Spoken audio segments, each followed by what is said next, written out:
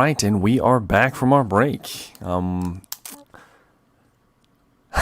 Last we left off, Marius and Seamus just slew an ogre. 2 ogres, to be exact, that were guarding a very large gate, a wooden structure with very thick wooden doors. You guys took no damage in the process. You are currently still wreathed in mist. And, that's pretty much where we left off. So what would you guys like to do? We're going to search those bodies, bro. Yep, I'm going to loot. Okay, go ahead and both of you, are you each taking one, or how are we going to do this? Let's tag team it. Tag team it, you bastards. One of you make a perception test plus 10. I'll let Seamus McGreedy do it. I gotcha. 23 out of 61. Okay, Nice. so you start going over the ogre that you slew. That's face down. First off, you can't lift it. It's too heavy. You start fumbling around with the armor, and you notice it has a large pouch on one side of its hips, dangling out from underneath the armor. And you grab a hold of it, and this thing probably weighs about 20 pounds. You unfasten it, pull it loose. You open it up. I need you to make me a endurance check. Oh.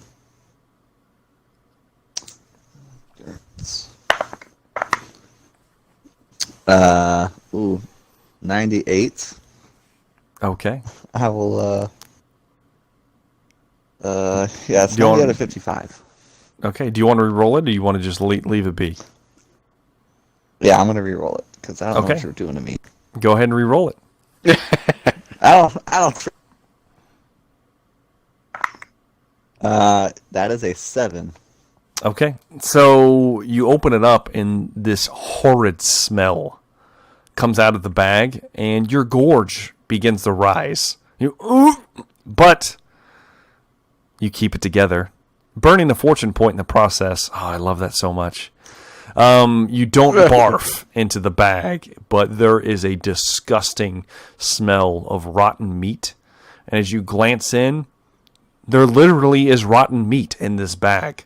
Hunks of flesh, and you see that most of it appears to have human fingers and a tongue and various other organs and offal inside of this bag. This appears to be its snack bag. And you just kind of drop it. And, you know better than to grab something like that now. At this point, Marius tags out with you, not being as affected, and begins searching in your stead.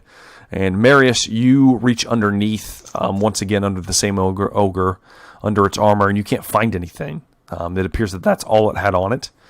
You move over to the other one, the one that you slew yourself, which is face up as you rode it to the ground.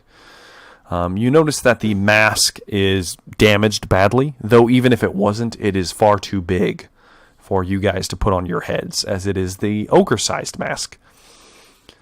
You see, as you start combing over this one, that it also has a snack bag at its waist that you know better than to open. And there's a smaller pouch. You grab a hold of it. You jingle it. Ting, ting, ting, ting, ting, ting. There's coins in this bag. Really? You can open it. Hell yeah. You open it, and poison spews out of it and kills you.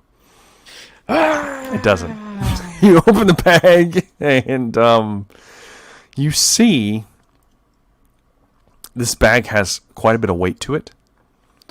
And you see a multitude of lead coins with circular patterns and square holes punched into them. The local currency. You also see several of them that are in the bronze fashion. And as you jingle it a little bit more, you look in there and you see 3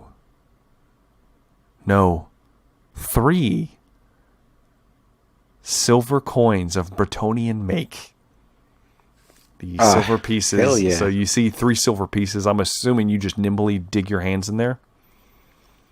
Oh, yeah, I go for the silvers. Okay. As soon as you reach your hand in there, I need you to make me an endurance test. Oh, gee. All right, let's see. Let's see what's going on here. What's in the bag?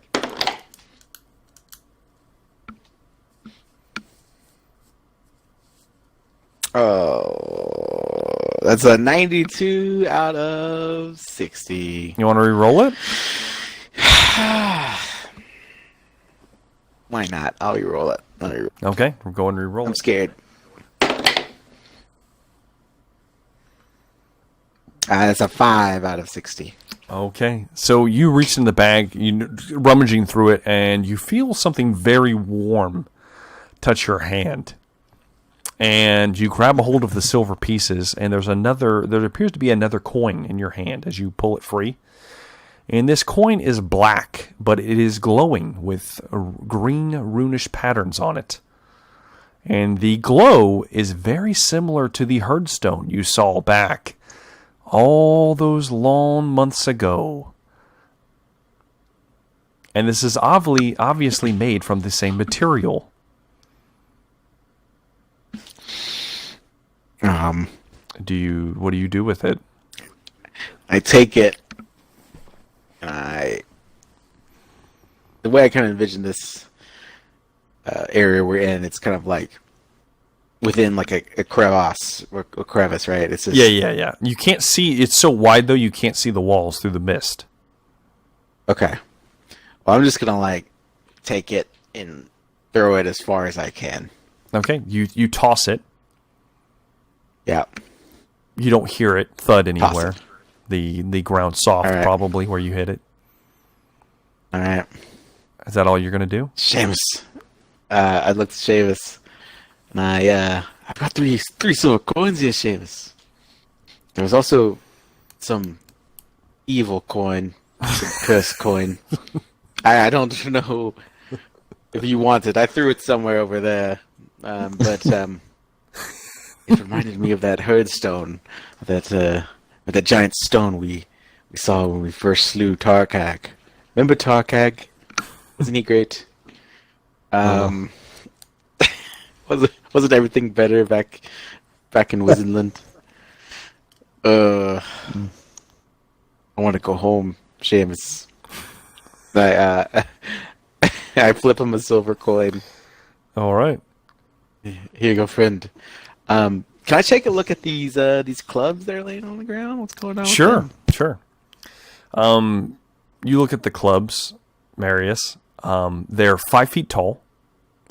So they're Bigger than you. almost. I mean, you're barely larger than this club. Not quite. Barely. You're barely taller than this club. 8 inches taller.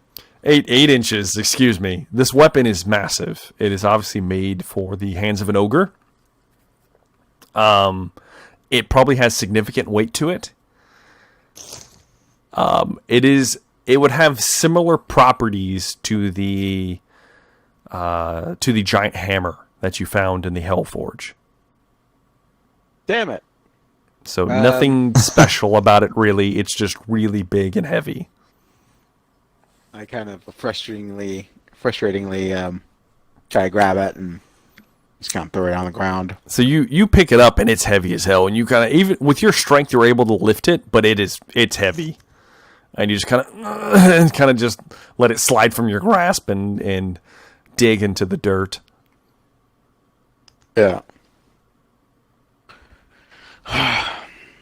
All right, Seamus. Let's go through this scary door.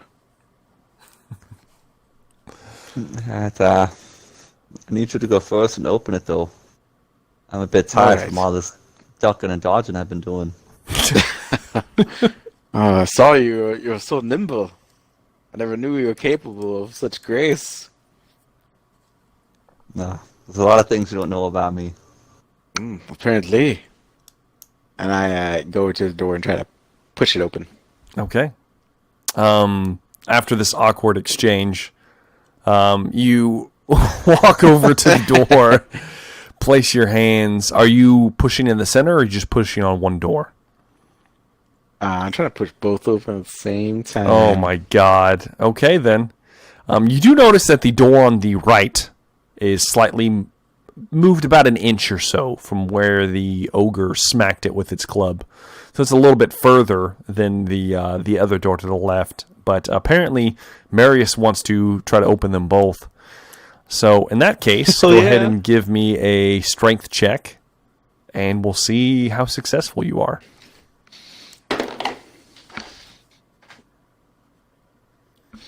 Uh, 47 out of 55. Not very successful. You begin straining, and they begin to move, but not very far. You get maybe a couple inches, and they start to part. But not enough for you to slip through. I'm going to need one more check to see how well we do here. All right, one more time, Marius. Ooh, 15 out of 55. With the momentum that you have, you give it one more, and you push, and they don't slam open like you were hoping. They nudge open another couple feet, and there is about a 6-foot wide gap now in the doors, open to you. Marius feels defeated. You did open. I will say these doors were opened by two very large ogres. It appeared, so you shouldn't feel too defeated. Marius feels a little better. Corridor beyond you is once again wreathed in mist. I'll need both of you. I'm assuming, Seamus, you walk behind Marius as you guys enter. Yes. Okay, I need both of you guys to make me perception tests. At minus 20. Separately? Separately. Okay. At minus 20. Damn it. 83 out of 14. That's fantastic. How about you, Seamus? 61 out of 41. Oh, minus 20, 31. Yes, that's even better. Does anybody want to re-roll? Oh, I don't really have a chance of getting it, so I probably won't re-roll. Okay. That is fair. So you begin walking forward, and you can apparently the mist is thicker behind the gate than it was out in the open where you were, the path that led to this. You do notice that the ground is soft still, impacted earth perhaps. You see some of the vegetation, the kind of strange vegetation off to the sides, and you keep moving forward, and before you know it, it just comes upon you. There is a massive looming structure. It is very large. Despite your rather unimpressive perception test, it's very obvious that the architecture of this structure is that of the men of Nippon. The walls appear to be made from heavy timber. Both of you go ahead and make me intuition tests. Oh boy.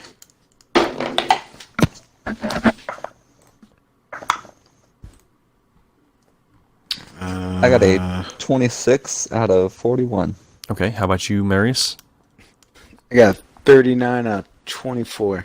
Okay, so Seamus, looking at it, you glance up and you can kind of see just from the kind of the size and some of the interesting architecture of it that you get the idea that this structure must be, I don't know, maybe some kind of holy place, maybe a chapel, maybe a monastery. You're not sure, but you're getting similar vibes, let's call it, off of this place that you get to some of the holy places you've been to in the Empire. You get a similar feeling from it.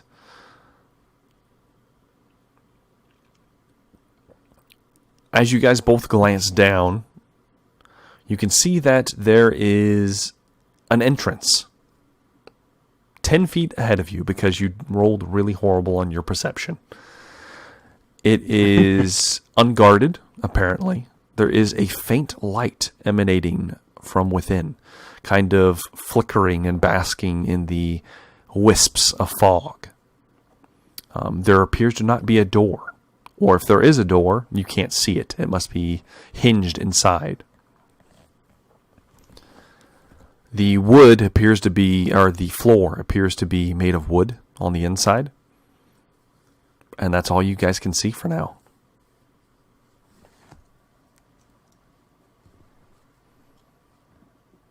I guess we just make our way towards the door. All right. As you close the distance, you make out some more details of the building as you get closer. Some more craftsmanship, and you can see that this is a very old structure.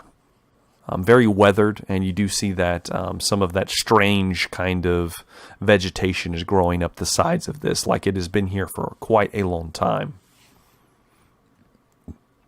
And as you make it to the door, you hear the hooting of owls, and you glance up, and there's a flock of silver owls flying above you, and they dart off up into the mist, probably to perch somewhere on high on top of this building. Do you guys pass through into this structure? Probably. Who's leading? I guess I will. Unless Seamus wants to. Who's leading? I'll go. Okay. Marius, feeling confident after felling an ogre or two, assisting in the second one. Yeah, kind of glances back, gives Seamus a nod like he's got this, and takes a step into the corridor. The first thing you notice is this is a hallway. There are small torches lit, but they're giving off a eerie, almost blue flickering light. The lighting is very dim, and you're in a hallway that is not very wide or tall. Maybe 5 feet by 10 feet. Very close quarters. And you can see that there is various scrawlings on the walls as you're going. And the walls are, in fact, made out of paper, similar to the very thick paper, similar to the village that you guys inhabited, the building that you've been into. You make your way down the hall. Marius, I need you to make me a perception test. Okay.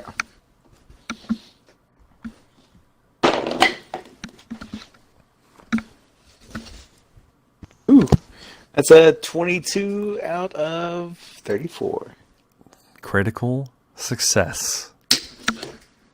Huzzah! That's- Question: Yes. Does this place look lived in? Does it look like it's being kept? We will get to that right now. So as you are walking in, it looks like the walls are not very well taken care of. You see some tears in some of the paper, and you can see, and if you glance through them, you can kind of see rooms beyond them, though they are also all very dimly lit. There are cobwebs up around the corners up above you, and it doesn't look like it's very well taken care of, but there appears to be a fresh path made that you spot with your critical success. You not being a tracker or anything of the sort, notice that the very thin layer of like silty dirt that is spread across the wood has a fresher path carved through it, like someone or multiple someones has passed through here recently. And you begin following it. You come to a T section where you can go left or right. The tracks take you to the left, or you can choose to go to the right. Oh, Seamus, I'm kind of in a hushed tone. Seamus, there's appears to be some type of tracks. Someone was here recently. Should we follow them or go the other way? Well, might as well follow the tracks. That way we know there's something that way. All right, sounds good. And start to follow tracks. All right, you start taking the tracks. I'm assuming you guys are moving cautiously. Yeah. Yeah. Yeah. And every step you can hear the creaking of wood under your feet. And you feel a little bit of a breeze because there are apparently holes in the walls and the wind and elements are getting in through them. The walls is very similar to the one that's the opening corridor. It is the same kind of style. There's nothing special about it. Each way is very dimly lit at the corners. There are spots of these corridors that you're going through that are in complete darkness that you pass through to the next. But you follow the path, and before you get to the next corner, you start hearing a sound. You specifically, Marius. It sounds like people, maybe more than one, and it sounds like chanting, like repetitive sounds over and over again. Does it sound like the Nipponese language? You're not sure. It sounds garbled. Okay. But you hear something with your critical success. Also with your critical success, you turn the corner and you hear footsteps coming in your direction from up ahead. 2 sets of footsteps. And you can hear the sound of wooden clogs. Oh. What would you guys like to do? Is there a place we can hide around here? Like, is there...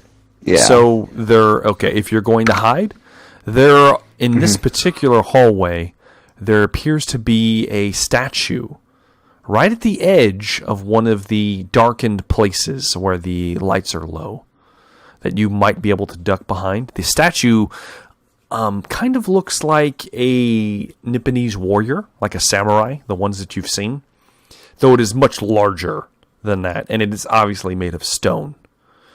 You could duck behind that, or you could possibly try to duck or maybe pull your way through one of the walls, since they are apparently made of paper. Maybe you could find an open spot or cut your way into one and duck into the next room. I leave that up to you. Guess we'll just kind of hide behind the statue. Both of you guys make me stealth checks. Since it is in the dark and you got fair warning, I'll give you guys plus 20. All right. That would be stealth. Oh no! Oh fuck! I got a 47 out of 46. You can use a fortune point to make it a success. Oh, lordy. What'd you get, Seamus? What'd you get, Seamus?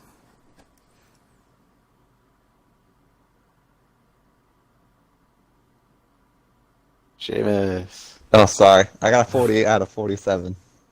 Okay. Okay, he has a success. Yeah, I'll make it a success as well. Okay, spend that fortune I'll point. use my last fortune. Yeah. All right, you used your last fortune. Oh, yes. Last fortune. I had to. You both kind of, Marius, you kind of crouch down at the base of the statue, and it is wide enough to conceal you, but just instinctively you press yourself against the wall, you as well, Seamus, and kind of peeking out from underneath, kind of behind its legs, Marius, you see in the distance, some probably 20 feet from you down the hallway, this narrow hallway, you see 2 figures emerge. The wooden clogs clanking together, and they're moving not in lockstep, but they are side by side. And you see that they are wearing the masks that Seamus used to wear, that he once had, the snarling kind of rodent mask on their faces. And they are walking together. They are also garbed like the Nipponese soldiers that had captured you before. Not the samurai kind of tight-fitted wooden armor, but these are kind of like the odd pauldrons and the breastplates made of wood with the just kind of flowing robe kind of garb about them. They each have a spear in their hands. The spears also appear to have fresh blood on them. Maybe not fresh, but recent. Oh. They've seen use recently. And they begin walking in your direction. And despite their advantages with their smell, they walk right past you and move further down the corridors, none the wiser as they begin a circuit of some kind of guard duty, perhaps. What would you guys like to do? Move further in, or do you want to attempt a ambush? Were they of like similar height to us? Yes, they were definitely people. They were humans.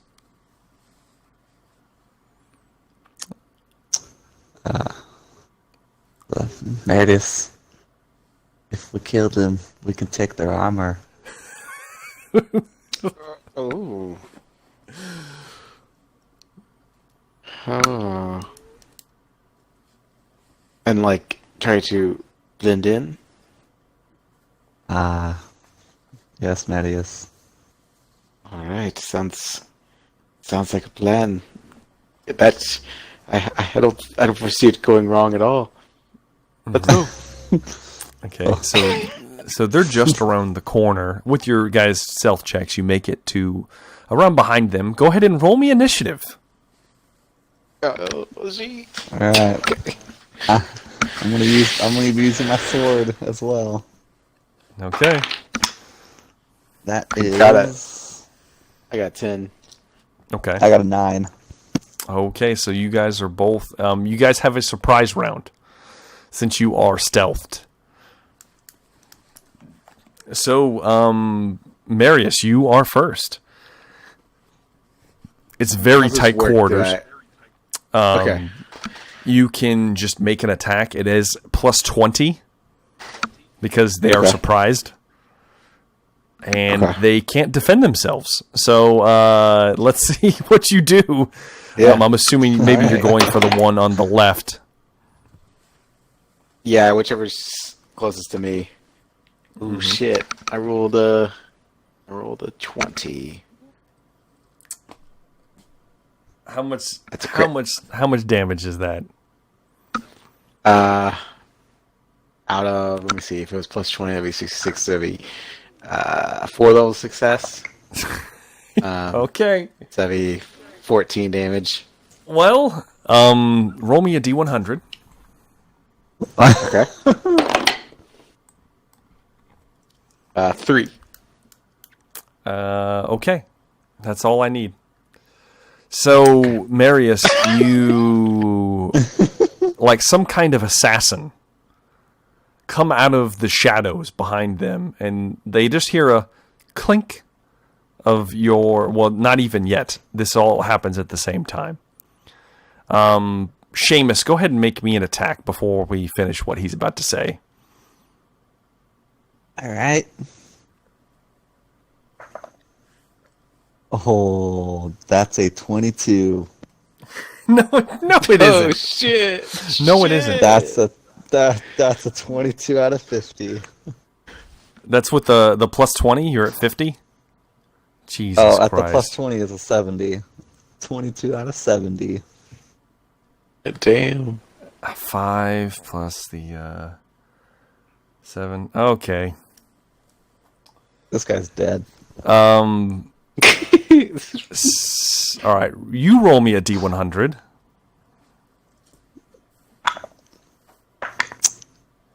Uh, 41. Okay, roll me one more.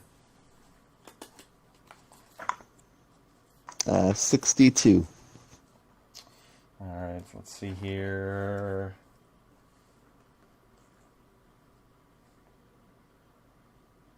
God. Okay. All right. Well, let's see here. Yep. Nope. All right. So simultaneously, you both run in and lash out. And Marius, you swing the pick up, and it penetrates through the back of the guard on the left, the Nipponese guard, through the back of his skull, and he instantly dies. Just it goes through, and you feel it cleave through the skull. In the same moment, Seamus rushes forward with his new sword and draws it. And as he draws it, he penetrates it through the back of the man next to him on the right. It passes through the wooden kind of back piece that is the opposite of the chest pauldron, or not the pauldron. You know what I'm saying. Anyways, goes through the wooden armor on his back, easily passes through, glances off his spine, and while he doesn't die instantly, blood begins pouring out of the wound, and he loses consciousness. And you can hear just a faint little, and he just falls limp, slides off your blade. And I'm assuming you're not going to help him, so he just bleeds out within like the next 6 seconds. Yeah. And you guys have 2 dead guards instantly. All right. I look towards Seamus, and I look pleased. Like we did it. And start to strip this guy naked and take his stuff. All right, you strip them down. Kind of hide their bodies back where you were hiding before. That seems like a good place to probably stack them. Yeah. Stack the corpses up. It's very morbid. The clothing is a little small for you, Seamus, just because you're tall compared to these people. As a matter of fact, it's a little tight on you, Marius, just because of your very robust physique. Very hardy individual. And these people are much smaller. Just the Nipponese people in general are smaller than you guys. But they don't look too out of sorts as long as someone isn't paying attention. You both now have wooden pauldrons on your arms, so that counts as one piece of armor. And you both have a chest piece, front and back, one piece of armor. What are you guys going to do with your stuff? Because your pack full of all your stuff is not going to match the outfit you have on. Now, do we have masks as well? You each have one mask because they weren't damaged in the attack. And they are the mask that Seamus had. Ooh, it's plus 30. They are without having to look too closely, Seamus, you recognize immediately that it has the similar markings and properties of the mask that you once held.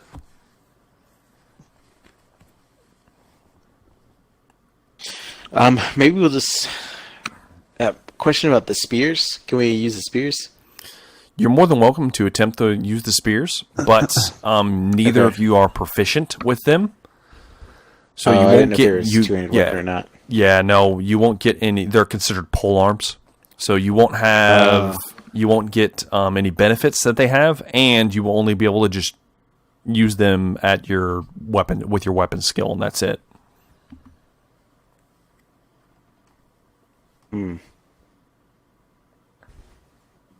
Seamus, I'm not good with the spear. Good with the pick. Maybe we can just hold it. And if our cover's blown, we'll just drop them and use our regular weapons. I don't know if we can just take our regular weapons with us. So basically, if you guys want to, garbed like this, it'll probably be, if you come across somebody, they'll probably have to look at you from a distance. But as they get closer, if you're wearing or wielding a different weapon than what you see, then they may start to suspect that you're not who you are. But you can take your stuff with you. It's just you won't be you won't blend in as much. Okay. Taking my stuff. Yeah. Okay. We'll take our stuff, I guess. Okay. We'll just try to keep a little bit distance. Yes. So you both get packs on your shoulders, and what do you do with your pick, Marius? You just kind of sling it in the bag. Yeah. Well, I guess I don't think it could fit in my bag. No, maybe on the side, perhaps like a tether kind of. Yeah, maybe I just try to hide it behind my back or something if I can. Yeah. Or I'm sure there's probably a spot on your pack where you kind of almost sheath it, kind of. Like maybe there's like a leather ring that you kind of slip the shaft through, and no vulgar terms, of course, but you slip that shaft in there through that small circular ring-like hole. And the pick just, very smoothly. It just kind of slides in there, dangling. Seamus, I'm assuming you just throw the crossbow over your back. Yep. Okay. Slung over your shoulder like normal. His badass katana up to the side. Now, I would say the katana would probably give you bonuses, but since you're wearing everything else, it's not going to be the same. But you guys, you look more, you blend in more than you did before, certainly. I'm assuming you're keeping your old clothes, though? Your old tethered, worn clothes? Yeah, those are in my bag, I guess. Okay, you stow them in your bag, which are covered in filth as well, but then these are also covered in the death throes of someone's last dying like blood that's congealed into them. So if someone looks too closely anyway, they're probably going to see that. So you guys garb yourself there. It takes a few minutes to do all this, and in this time you don't really hear anything. And continue on your way. I'm assuming you're following the same path? Yes. Yeah. Okay. You begin walking the same tried and true path. You make 3 more turns through this maze of just corridors. And they branch off, and you've come across a couple that have doors in the center that appear to open up to some kind of rooms. There's still that light breeze blowing through the air, and there's still that fine layer of just dust and dirt over most of the surfaces in here. Once you make that 3rd turn, you see off in the distance 2 more individuals turn a corner, wearing the same garb that you're wearing. They're about 100 feet from you at the end of this hallway. You have 2 choices. Well, 3, really. You can either head back the way you were. You can make a sharp left, as there is an opening for another tunnel off to your left. Or you can keep following the tracks that you're in, which appear to lead in their direction, and see what happens.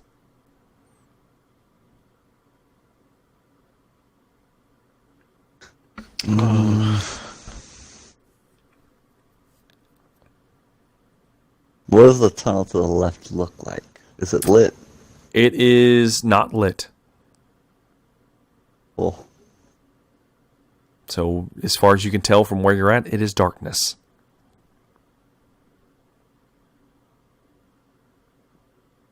Can I see into it? Marius actually can see into it because of his recent talent that he picked up. So, especially with the mask on, go ahead and make me a perception test at plus 30. Okay. That's 48 out of 64. Okay. So you can see a little bit into here. You basically get -1 success level, -10 to your roll, to your normal roll. But that's not that important because of your dark vision. or night vision. It's night vision. I can't remember. Regardless, it doesn't matter. You can see to a certain point into the hall, and you can tell. You don't get like a clear definition of anything, but you can tell that there are actually stacks of, it appears probably weapons of some kind and armor that are stacked just maybe a foot or two into this offshoot that probably would have made a lot of noise if you were to step in there, and you might have tripped over them in the process, as they are piled from floor to ceiling. All right. I kind of glance, as we're kind of walking to Seamus, and kind of just shake my head, like this is a no-go. I feel like we can't just turn around, because I just look super suspicious. Like, just, so I figure let's just try to walk on by. All right, in that case,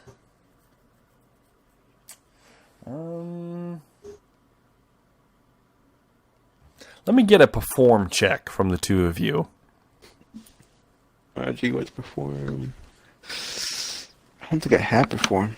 You should not have perform. Yeah, I've entertained, but I don't have perform. Yeah, no, this would be perform, and it is agility based. So make me agility rolls, the two of you. Oh no! Oh boy! I am going to give you guys plus 20 for wearing the suits or whatever, the garb. Okay, Seamus, what'd you get? So with that plus 20, I am a 32 out of 47. Okay, good. How about you, Marius? That's real good. That's real good, because I rolled a 99. Yes. Oh my god. See, Doesn't matter. it's a critical failure. Critical. Yes, failure. it is. You win some, you lose some. The worst one, in fact, the worst failure you could have. You begin walking in the direction of them, and you notice that the footsteps end. They don't touch each other. You get the idea that these are routes that these people walk into. You can see the path that they've carved through, that they've walked repeatedly over and over again. And they don't actually meet each other. They get to about 10 feet from each other, and you notice that there is a large door on your left. But you're too focused on the people walking at you, Marius. You're getting pretty damn nervous as you're closing the distance. And you guys both come to the intersection at about the same time. And as that happens, Marius, one of them just kind of cocks his head and looks at you.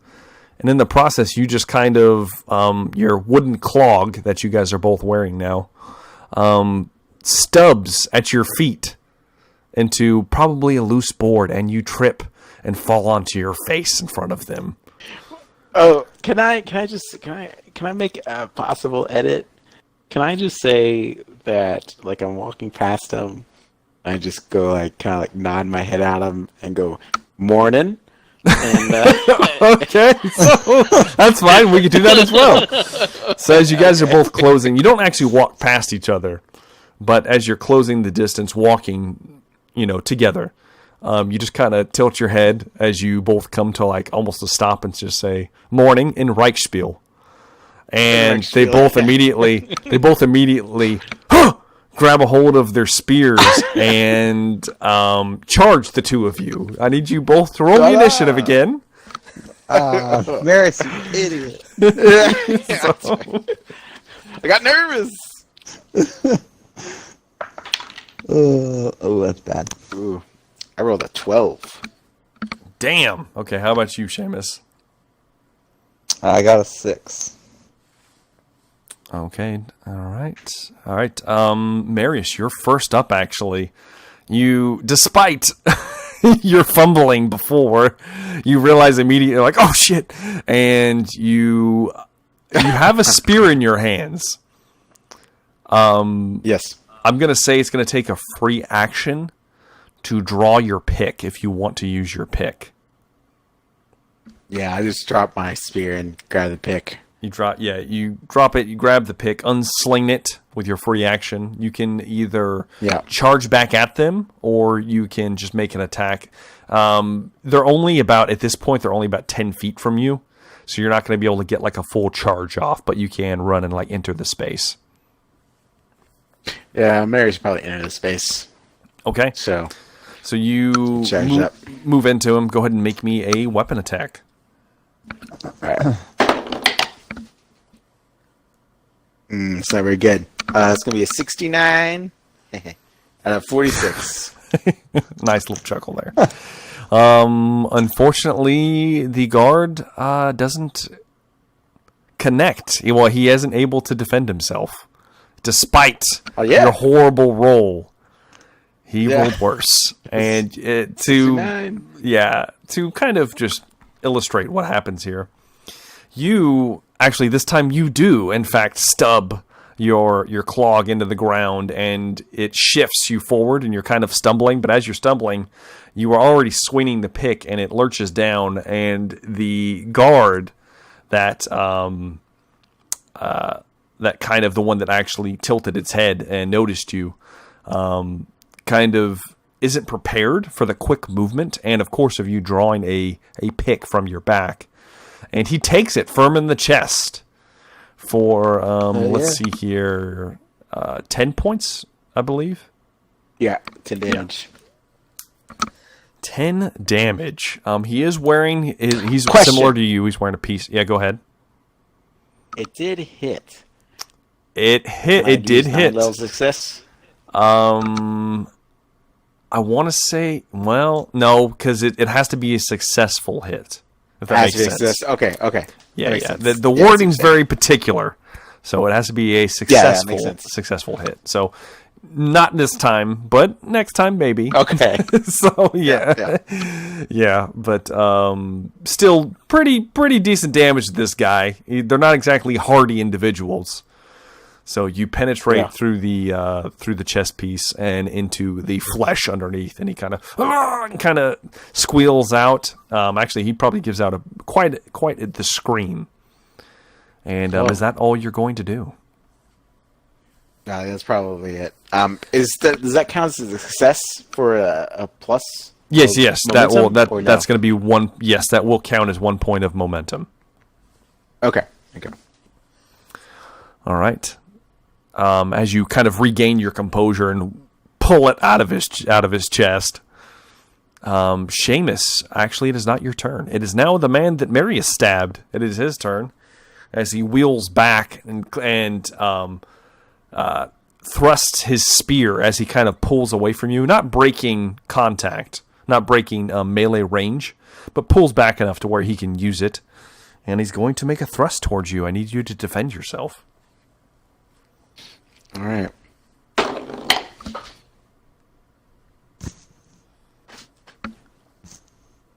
That's going to be a 68 out of 56.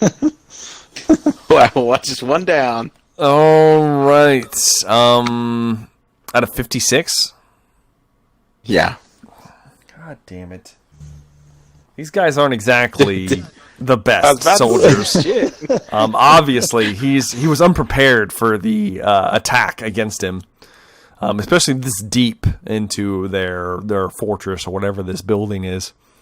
And he lunges towards you with the spear, and you easily bring the pick up and knock it above you. And he pulls it back and kind of looks a little shaken at the events that have transpired. That is the end of his turn. He does not say anything. Well, if he does, he probably does say something, but I'm not going to say it because it's racist when I say it. So it's in Nipponese. So it's in his own language. He'll say something.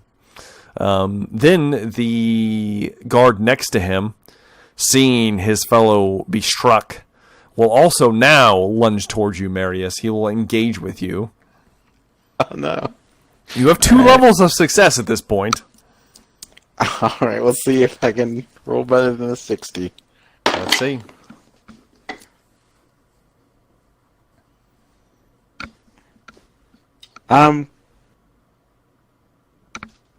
Question. If Yes. I roll a 50, is that crit on a defense? No, it is not. Not with your... It's only, okay, that's only yeah, on yeah. attack. Yeah, it's only going to be on attack, yeah. Okay, I roll a 50 out of 50 out of 60, so 1 level of success. That is just enough to turn aside this spear. God damn it. So you knock aside one, and then in the same stroke, you see the second guard lunging towards you again and sweep out the pick and brushing it to the side. And that is the end of his turn. He pulls it back once again, and they look a little unnerved at the skill that's being on display. And Seamus, it is now your turn. Or lack thereof. Seamus, it is your turn now. All right. So what's it look like? Who's closer? The guy. You have a good view if you're going to use your crossbow at the one on the left, as you see all this transpire right in front of you. He's probably the most exposed because the other one is behind Marius from your point of view. So the undamaged one is the one that you have the best view at. So the undamaged one, I will run at him with my sword and pull that out. Okay. Go ahead and roll me an attack.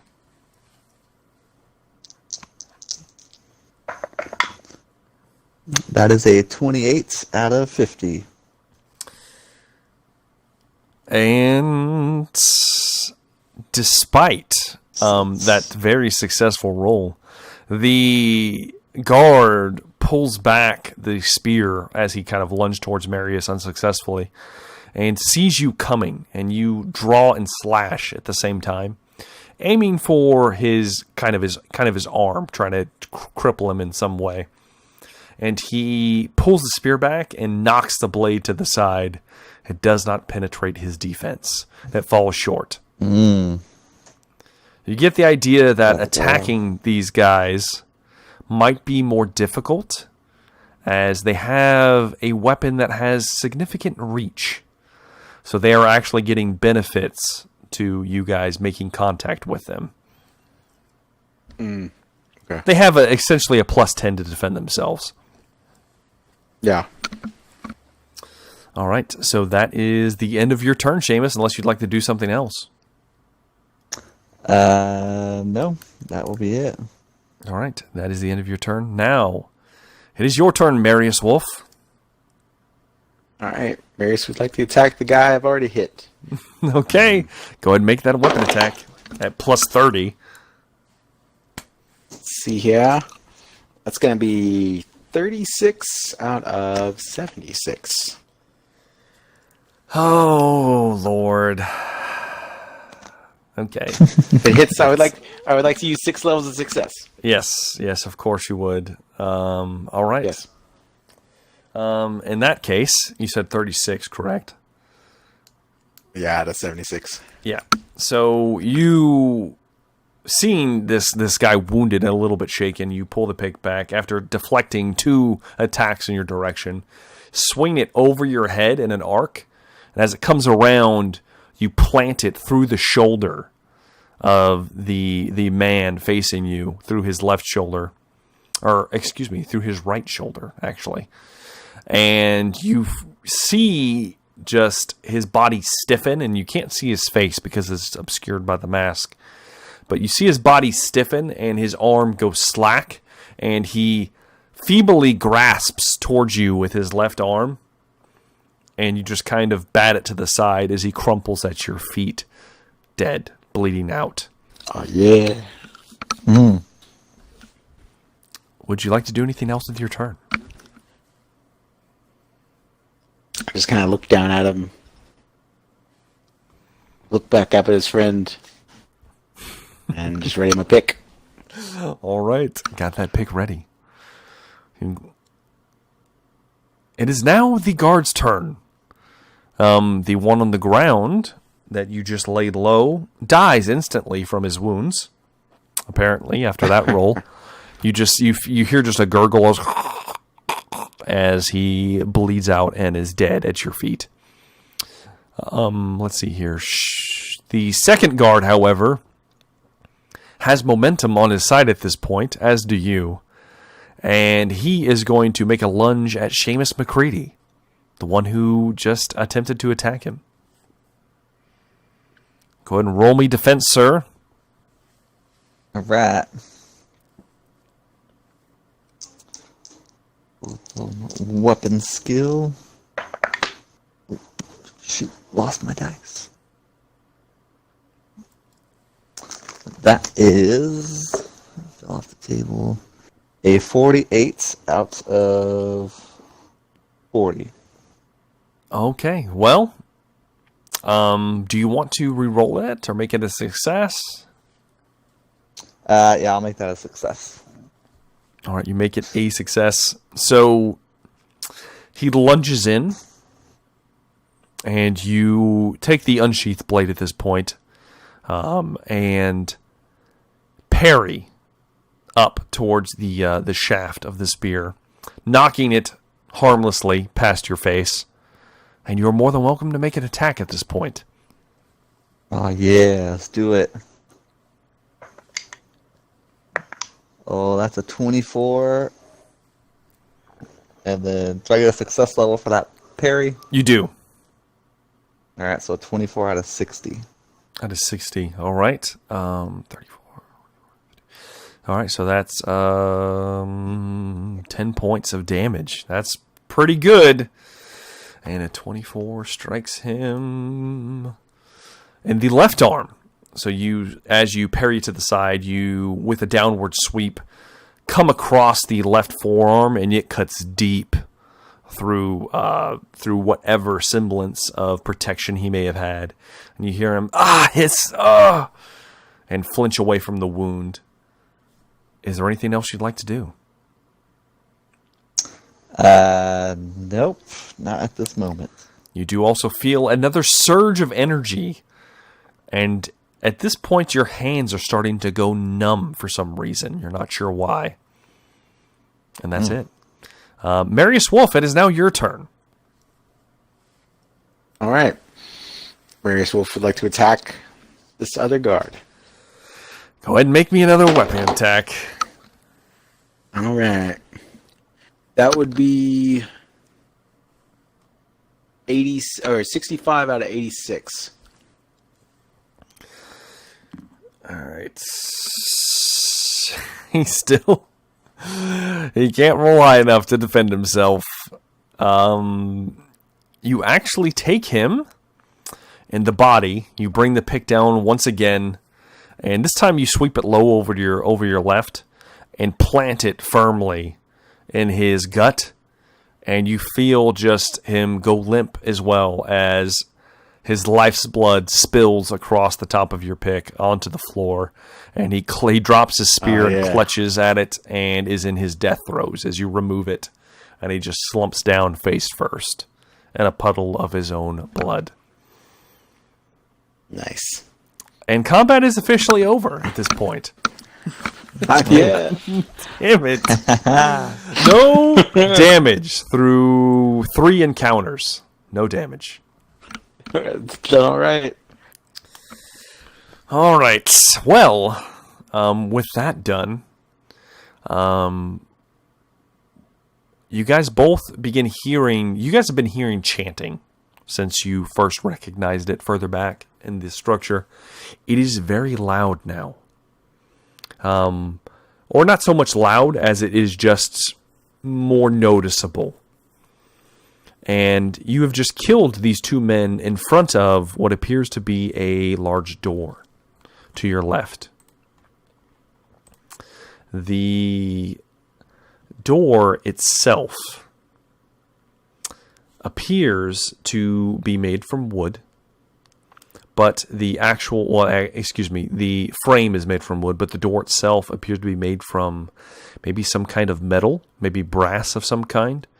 There are very intricately carved symbols into it, and there are 2 large rings attached to each set of the doors, as it is a double door. It looks like you're supposed to pull them towards you to open it up.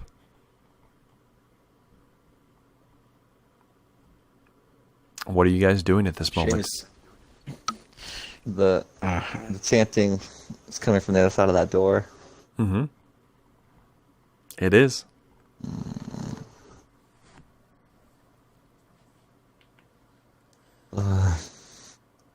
Guess we'll open it. Seamus, you ready to have a peek? Yeah, kind of slowly crack one door open. Pop my head in. They are very heavy, but you grab a hold of it and do you just pull one or do you pull both? Try to pull just one. Okay. You pull one and it kind of catches and kind of moves the second one with it, but with enough force you can push it to the side and just open one if you like. And I'm assuming you're just opening it enough to maybe duck your head in and see? Yes. Okay. Go ahead and make me a perception check. Am I still wearing the mask? Unless you've taken it off, you're still wearing the mask. Oh yeah, rat. So we'll do it like this. It's plus 30 for smells. Uh-huh. It's going to be minus 10 for sight. Okay. So make your roll, and then we'll decide what is what. Let's see. We're gonna go smell. I rolled a 71 out of 81. Okay, just barely. All right. So you actually can't see much of anything. You do see something because of just the nature of it not being that far in. So you pull the door open just enough to peek your head through.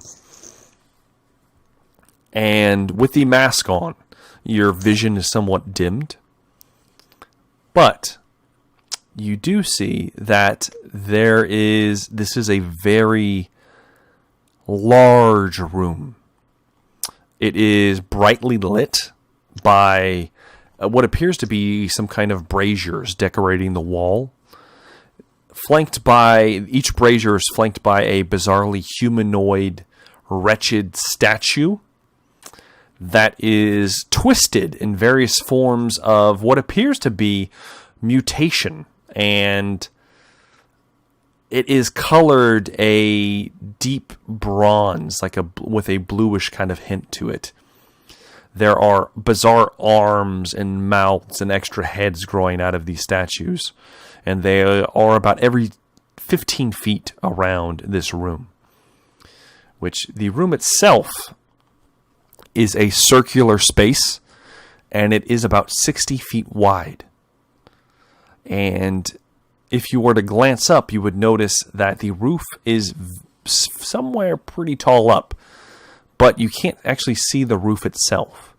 All you can see from the light emanating from the braziers is you see these large wooden beams, like rafters, that crisscross the space, possibly in some unknowable pattern, in tiers.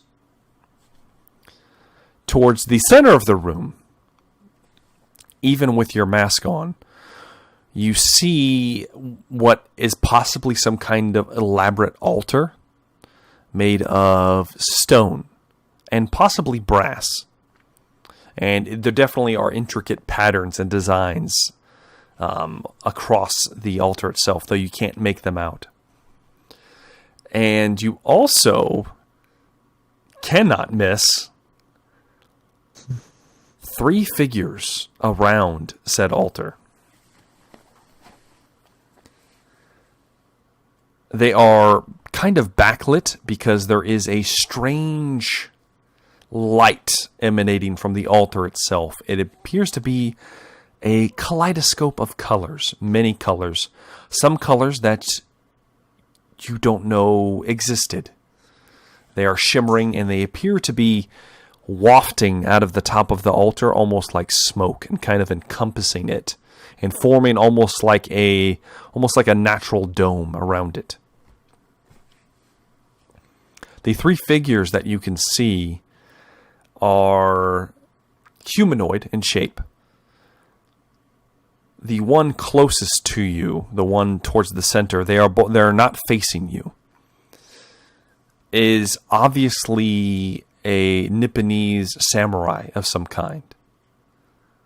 He's wearing the lacquered wooden armor. It is of a reddish color, very similar and possibly the same as the individual that you saw when you were making your break from the cage. There's a large sword laying at his feet. Possibly a two-handed blade of a similar make to the one you carry yourself. To his left and right, further around the altar, you see two individuals that definitely strike you as unusual, as they are only clothed from the waist down. They are cross-legged, and they have their heads tilted inwards, with their palms pressed against each other in a kind of a praying motion. Likewise, the samurai has his head to the ground in some kind of supplication towards this altar. The ones praying are heavily tattooed from the waist up in various different colors and inks. You notice that's pretty much all you can notice from this distance, other than the fact that their heads are clean shaven, and they are obviously, judging from their color, very pale, but they are definitely men of Nippon. And that's all you see with your eyes. What you smell interesting scents coming off of the two unclothed people. They smell almost like fresh grass, perhaps. They smell like freshly cut grass, like a interesting smell is wafting off of them. It's a pleasant smell, but then it also has a hint of malice, as you also get a sense of death. They're definitely living beings, but there's something just different about them that you can't come to grips with, something very strange. The samurai you'd recognize immediately with the smell. He's definitely the same man that you encountered before. There's also a heavy aroma of decay emanating from the altar, but it appears to be muffled or contained by that strange light that is acting almost like a barrier even to the smells that are coming off of this altar. You also smell a very copious amount of blood, most of it fresh, coming from within this area somewhere. You don't have a good idea of what the floor looks like because of your really horrible perception test, but you get the idea that it might be covered in dried and possibly fresh blood. Further, what you didn't see but can smell is you can smell two more figures in this room that are concealed. So one to your left and one to your right. Not next to the door, but further in the room. And that is what you glean with your first little glimpse through the room. Shit, that was a lot. I summarize all of that to Marius and tell him Okay. that folk from the cot is in there too, Marius. I think we should kill him. Bastard. I think you're right, friend. It sounds like it's pretty evil place in there. Sounds like heretics.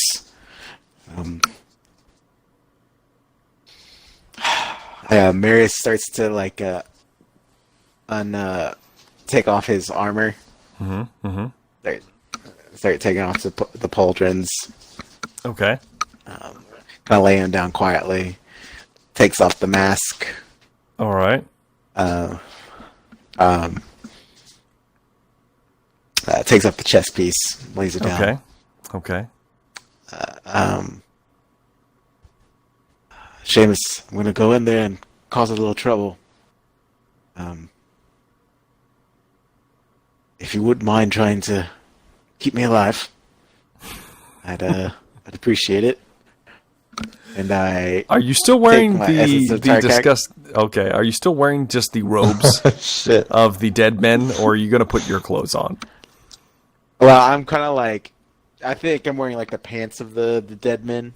Okay. I'm not gonna spend the time to switch pants, you know. Okay. But I just kind of like taking off my shirt, you know. Oh, bare chested? Bare chested. Oh yes. Bare-chested. Okay. Got it.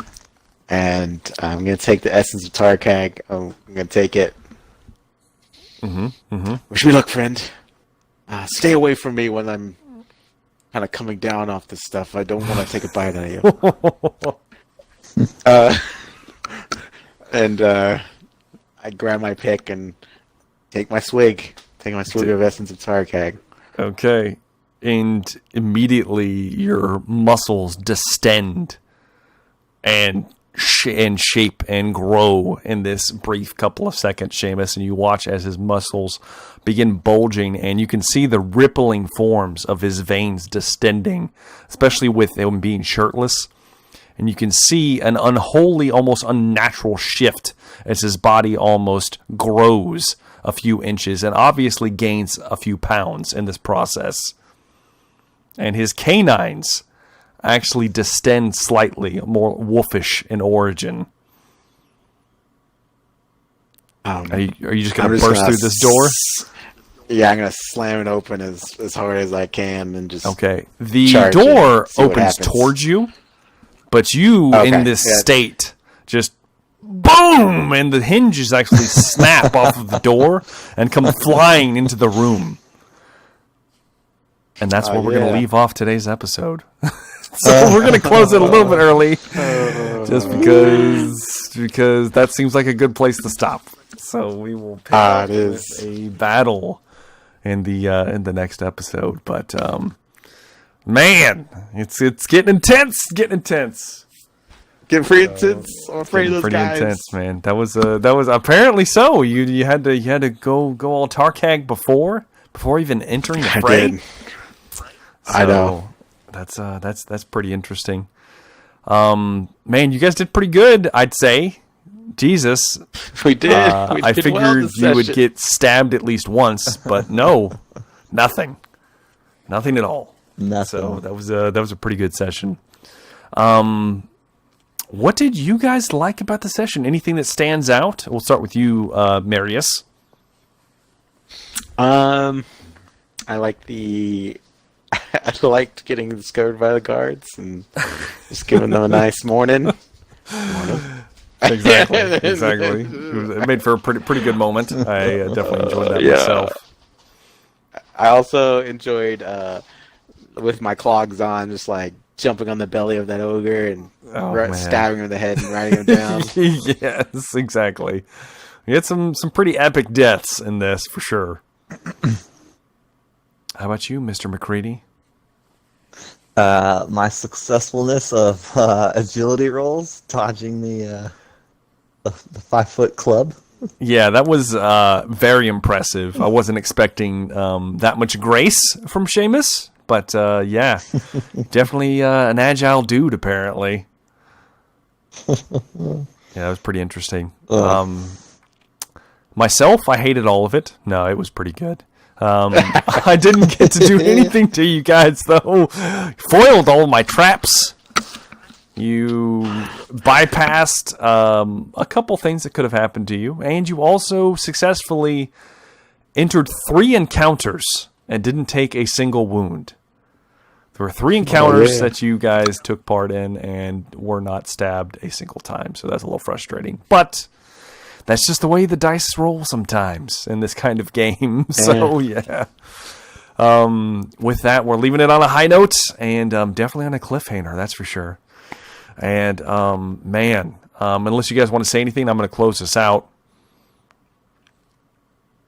I just want to thank everyone that's stuck with it for 17 episodes now. Yes. The longest running show on YouTube. Longest running show. Longest running show. Warhammer Fantasy. Sticking with it. Yeah. I just want to remind you guys, try to think of a name for Seamus and Marius duo, you know? Yes. Oh, the more interesting, the better. So yeah. Yeah. So we'll announce it next session, next week, basically, whichever one was chosen. If no one picks one, I'll just make one up myself. So we'll do it that way. So there will be a name regardless, somehow, some way. But yeah. As usual, guys, I've been Jumbo Thick. Thank you very much for watching. Do make sure to like the video and subscribe if you haven't already, if this is your first time listening. And as always, guys, have a good day.